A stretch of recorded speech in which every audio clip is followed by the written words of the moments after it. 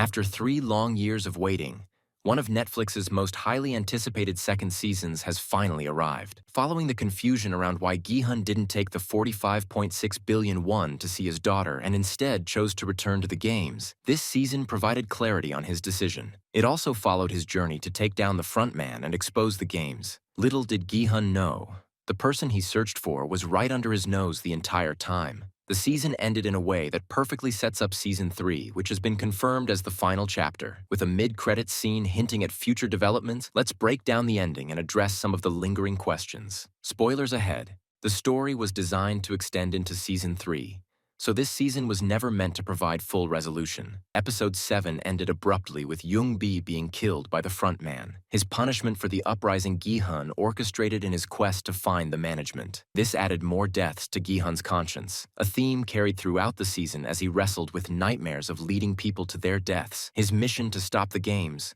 which exploit those in debt for the entertainment of the wealthy, clashed with the frontman, who infiltrated the games as a contestant to taunt Gi-hun.